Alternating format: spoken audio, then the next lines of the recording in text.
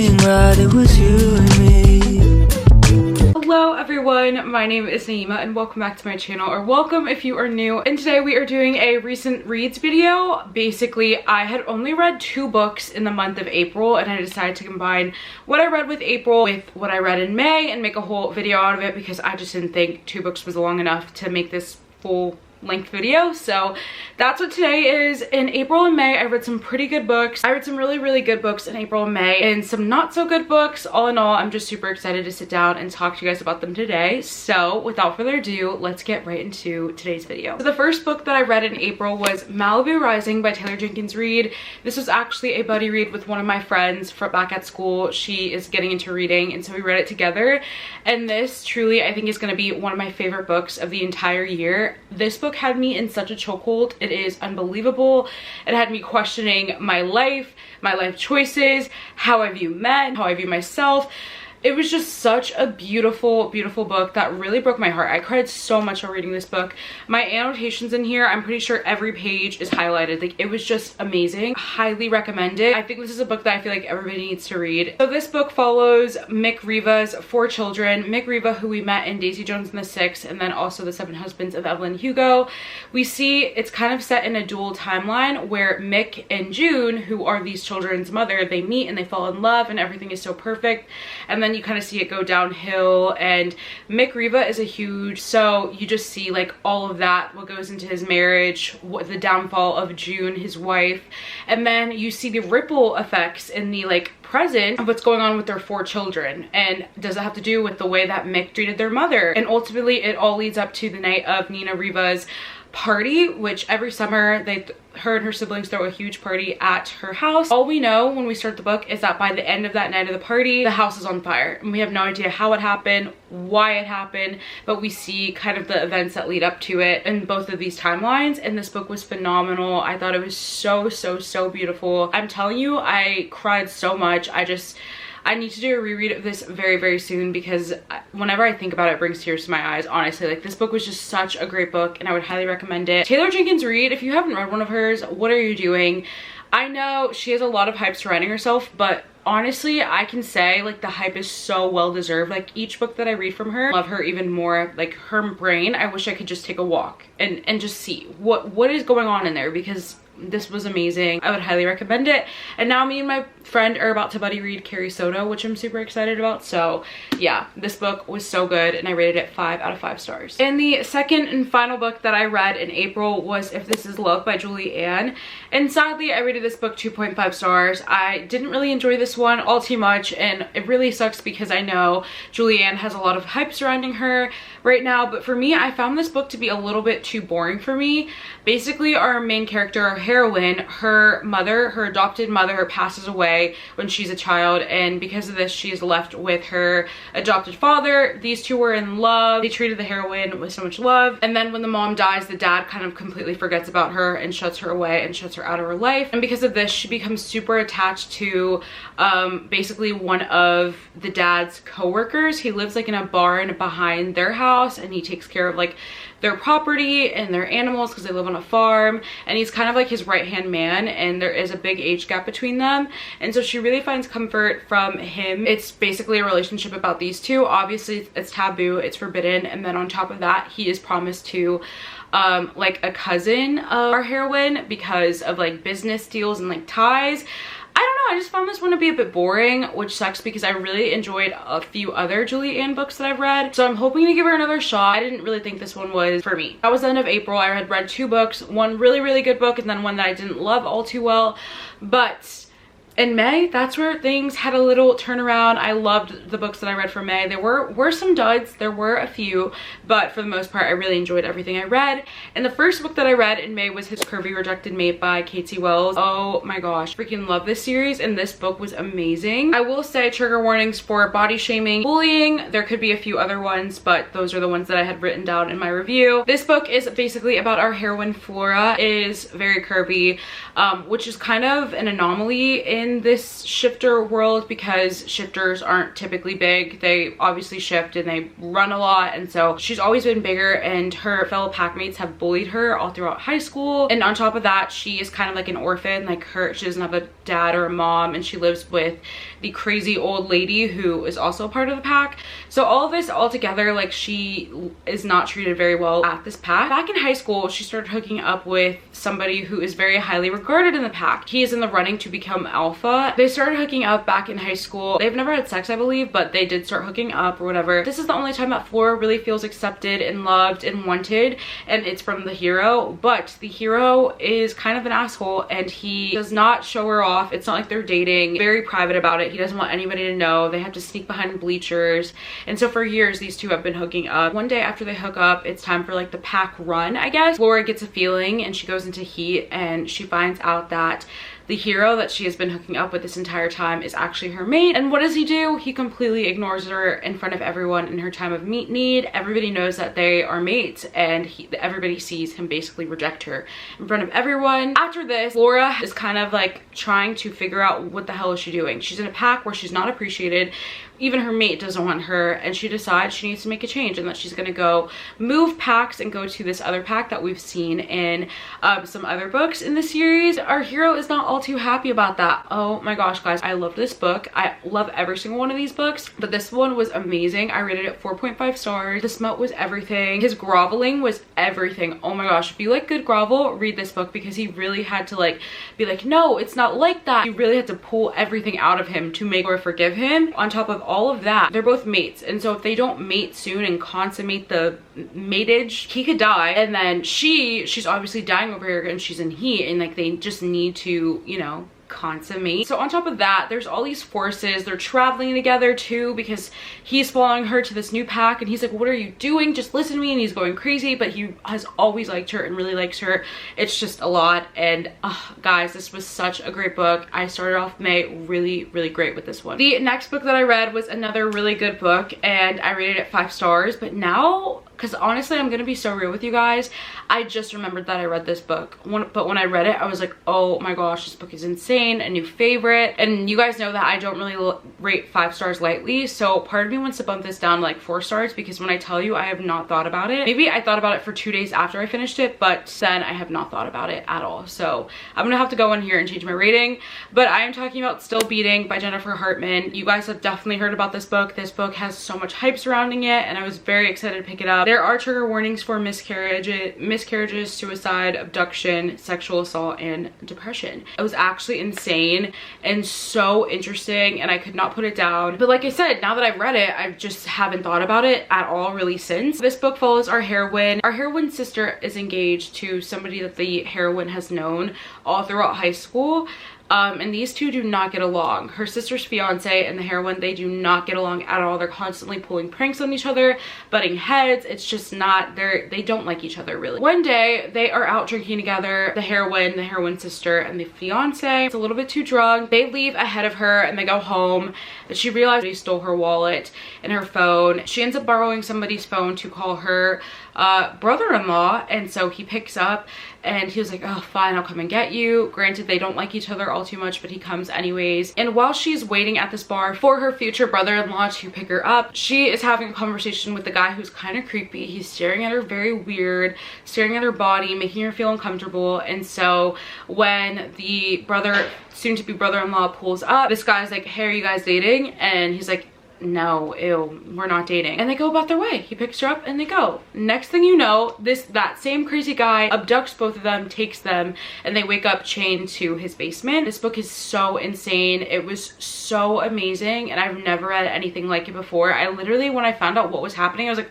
because I kind of went into this book a little bit blind. Like, I was mixing up a bunch of different Jennifer Hartman books together. So I didn't really know what this book was about. And oh my gosh, it shocked me. I posted on my Instagram story, which, by the way, if you guys aren't following me on my Instagram, it's nayemasreads, as same as this channel. You guys can see all my reading updates and all of my live reactions as I read books. So make sure to follow me. Yeah, it was freaking insane. I posted on my story like what is going on.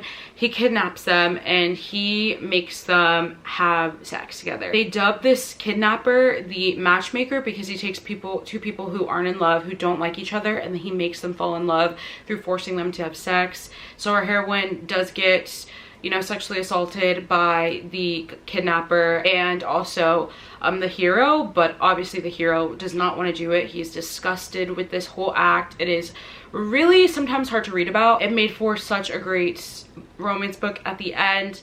Especially there is some drama because obviously he is engaged to her sister, so there's that aspect in there at all. There's also the aspect of them being really the only two survivors, so when they get out nobody knows and understands what they went through, and they have each other but they can't have each other because life needs to go on and he has to be back with her sister. It was just phenomenal. Highly recommend it. The next book that I read, I went back to my roots a little bit in May, and I read an 𝓵𝓬𝓬𝓬𝓬, and if you've been here from the beginning when I started in 2020, you would know that 𝓵𝓬𝓬𝓬𝓬 was my absolute favorite author ever. Like, I loved her. And then obviously the drama went down and I hadn't picked her up in a while, but I decided to just pick her up and see what was going on. Has her writing improved? And the last book that I had read from her was The Monster back in 2021, and I was like, oh, this book was so bad. Like, I could not even stand to pick up another book from her. I decided to pick up this one, and that is Ruthless Rivals, and this is book number 1 in the Cruel Castaways series, and I rated this book 3.5 stars, so it was a little bit better than fine, but now that I'm thinking about it, I think it was just fine, not a little bit better than fine. So this book kind of had similar vibes to Vicious, but not so similar. We basically have our hero. He grew up very poor, and his mom was actually the housekeeper of our heroine's family. So every summer when he was little, he would go to work with his mom and hang out with our heroine. They would read books together and sneak around and snacks and read, like all the things they would do together, and they become really good friends. But they only saw each other in the summer because in the school year, obviously you had to go to school. As they're growing up and as they are, you know, developing their friendship, feelings start to happen, but obviously her father cannot find out, otherwise he would be absolutely livid. It's like the maid's son, and he's a very rich, powerful man. There's no way that they could be together and it'd be okay. So one day they are making out and her father walks in and he beats the crap out of him and makes him go away and makes him disappear. Our heroine Arya had a very hard time forgiving her father after everything that went down, and she has not seen or heard from him since. She did a little bit of digging when she got older and she thinks that he is dead. But now fast forward to the future, it does have like a dual timeline. In the future, her father is getting sued for sexual harassment in the workplace. The lawyer who is representing one of the victims is the boy that she believed to be dead, but he looks completely different. He has a new name and he just has a fresh start, and now he's a cutthroat attorney. And so these two meet. Obviously she's helping her father with her case because she is also a PR professional. Obviously they see each other, they meet. He's acting like he's never met her. She's like, well, you seem so familiar, but I can't put my finger on it. And there's attraction there. The book was honestly just fine. Like, it was fine. It had me on the edge of my seat, I will say, because I was like, oh my gosh, how is she gonna react when she finds out that this is the guy? But it was kind of dull and I expected more because I used to like eat, breathe, and live 𝓵𝓬𝓬𝓬𝓬's works. But I was like, I'm bored here, like this is not fun. But I did read it super fast, and because I got it off of KU, there was an audiobook that came along with it for free, so I was listening to it. And the only reason why I couldn't put it down was because I wanted to know what would happen. But when I think back at the story as a whole, I found it very boring, and it was just fine. It was better than fine. The next book that I read was The Reluctant Bride by Monica Murphy, and this is in her arranged marriage series that is a part of the Midnight Dynasty universe, and this is book number 1 in the series, and this follows Perry, who we've seen in other authors' books within this universe.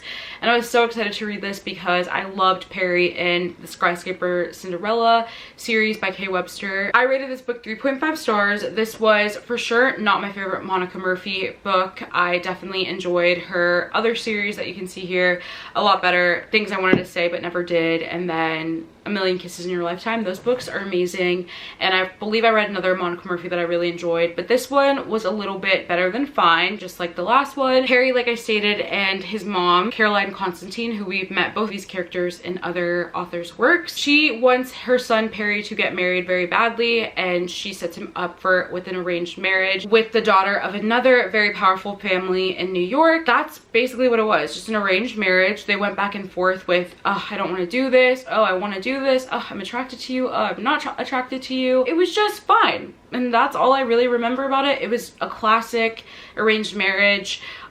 There wasn't really anything that was gripping me to the story. It was good. I haven't decided if I wanted to continue with the series or not.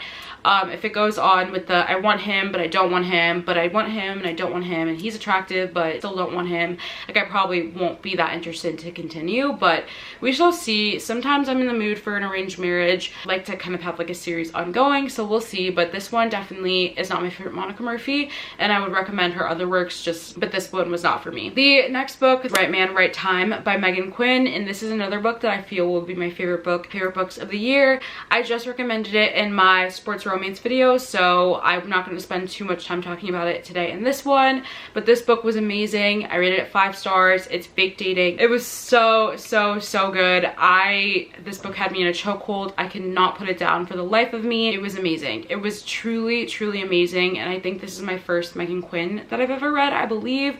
And it blew me out of the water. Like, it was so good. So this is a fake dating age gap romance. Our heroine is a senior in college, and then our hero is a professional hockey player. Basically, these two meet at a bar one night when our heroine's enemy comes into the bar with her ex-boyfriend, and so in order to act like she is so unbothered by this union, she decides to lie and say that she has a new boyfriend and that he is currently here and that they're so in love and that the sex is amazing. And she sees our hero sitting alone at the bar, and she's like, oh, there he is right there, and she runs up and kisses him.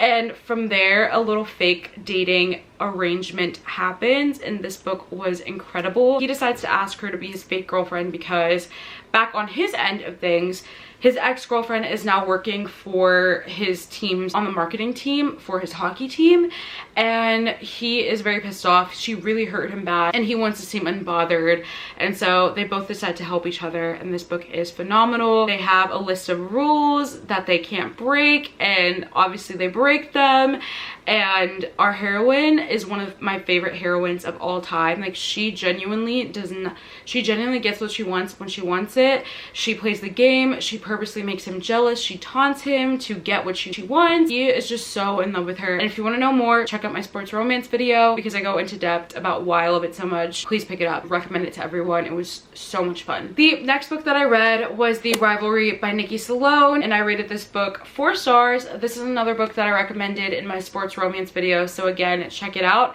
This one was so much fun. It is a kind of like a rivals to lovers romance between a Michigan football player and an Ohio State cheerleader. If you're not familiar with this whole rivalry, it is huge. These two schools hate each other.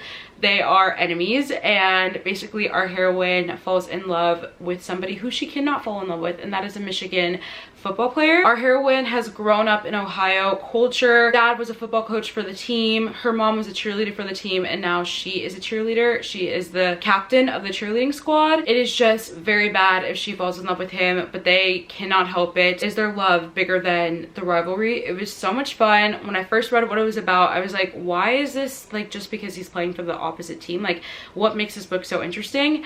And when I got into it, I was laughing. I thought it was so funny, and it was kind of trivial obviously because it's just like football, but it was so good, and Nikki Salone wrote it in a way that had me on the edge of my seat. I was like, oh my gosh, genuinely scared. I was like, what is her cheer squad gonna think when they find out that she's kind of seeing somebody from Michigan? What is her family gonna think? Because her family are kind of crazy for Ohio, same as her, and it was just amazing, and it really had me on the edge of my seat. And the last book that I read in May was Waking Olivia by Elizabeth O'Rourke, and I also recommended this in my sports romance video, so again, check out all my thoughts in that one.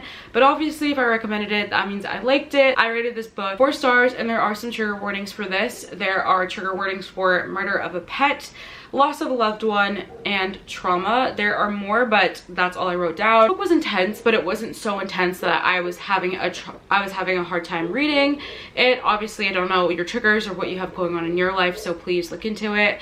It wasn't like a super dark romance in my opinion, but obviously everyone is different. So our heroine is a track star, and she basically got kicked off of the team at her last school for brutally attacking a man. Because of this, her reputation is not the best. She needs to transfer. Right away, she gets off on the wrong foot with her coach, with the people at the school. They do not like her. They think she has an awful reputation, and on top of that, her running isn't the best. Like, it's good, but it's very choppy and sporadic. Sometimes she runs really well and sometimes she doesn't. And so this is a romance between her and her coach. Her coach does not like her right away. She's like, I don't like your attitude, I don't like your reputation, and one strike and you're out of here. And because of this, she's like, you are, like, you suck. Like, you don't even know what you're talking about. You're just talking just to talk. I don't like you at all.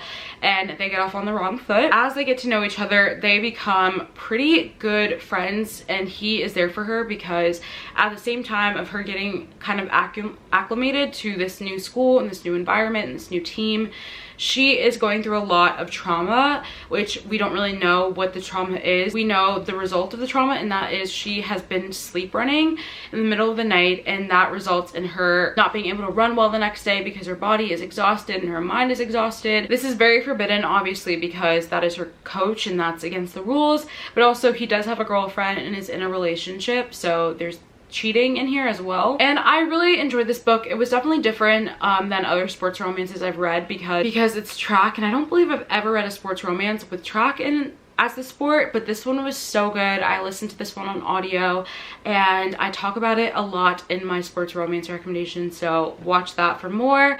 But yeah, I really enjoyed this book, and I give it 4 stars. I thought it was really well done, and there were some plot twists in here that had me really shook and gasping for breath. I was like, no way. Definitely pick up this book. I'm excited to read the other books in the series. Those are also on audio. So those are the books that I read in May and April. If you guys enjoyed this video, don't forget to leave a big like and a comment down below, and also subscribe so you never miss another upload from me. And if you have made it to the end of this video, leave me a girl running emoji, because that is what's on my mind after talking about waking Olivia. And yeah, let me know what you guys have been recently reading and loving. I want to know it all. I want to know your thoughts. I want to know if you read any of these books that I mentioned today, and I want to know your thoughts on them, if you liked them, if you didn't like them. Yeah, thank you guys so much for watching this video. If you enjoyed, don't forget to leave a big like and a comment down below, and also subscribe so you never miss another upload from me. And I will see you very shortly with a new video. Bye! If I got one thing right, it was you